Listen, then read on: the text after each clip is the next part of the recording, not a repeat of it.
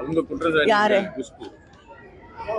அவங்கள போய் செக் பண்ண சொல்லுங்க, அப்புறமா பேசுவோம். மருத்துவக் கல்லூரி மாணவி உயிரிழந்த விவகாரத்தில் நடிகை குஷ்புவின் குற்றச்சாட்டுக்கு திமுக எம்பி கனிமொழி பதிலடி கொடுத்துள்ளார். பேச்சுவார்த்தை நடத்தப்பட்டு விரைவில் தீர்வு காணப்படும். இந்த மருத்துவக் கல்லூரி மாணவி உயிரிழந்ததுக்கு வந்து கனிமொழி எம்பி எந்த கருத்து சொல்லல? இல்லையே, நான் சொல்லியிருக்கேனேங்க, ட்வீட் பண்ணியிருக்கேன். சமூக வலைதளத்திலையும் ஒன்றும் வெளியிடல. ஏங்க போய் செக் பண்ணுங்க போட்டிருக்கேனா இல்லையான்ட்டு. அவங்க குற்றச்சாட்டு யாரு குஷ்பு. அவங்கள போய் செக் பண்ண சொல்லுங்க, அப்புறமா பேசுவோம். சரி. இந்த இலங்கை தமிழக மீனவர்கள் வந்து சர்வகுலத்தில் உள்ளவங்க 22 அரெஸ்ட் பண்ணியிருக்காங்க. அவங்க நிலவரம் இப்போ எப்படி இருக்கு? படகுகளோட சேர்த்து விடுவிக்கிறதுக்கு எதுவும் வாய்ப்பு இருக்குதா?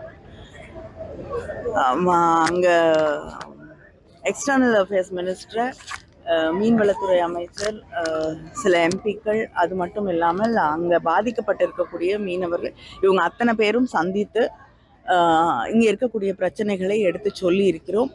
விரைவில் வந்து அவர்களை, ஏன்னா அங்கே சில சட்ட சிக்கல்களும் இப்பொழுது இருப்பதால் நம்ம வந்து பேசி அவங்கள விடுதலை செய்வது என்பது கொஞ்சம் கடினமாக இருக்கிறது. ஆனால் தொடர்ந்து முதலமைச்சர் அவர்கள் வலியுறுத்தி கொண்டிருக்கிறார்கள். நாங்களும் தொடர்ந்து அங்கு பேசி கொண்டிருக்கிறோம். நிச்சயமாக விரைவில் விடுவிக்கப்படுவதற்கான வாய்ப்புகள் அதிகமாக இருக்கு.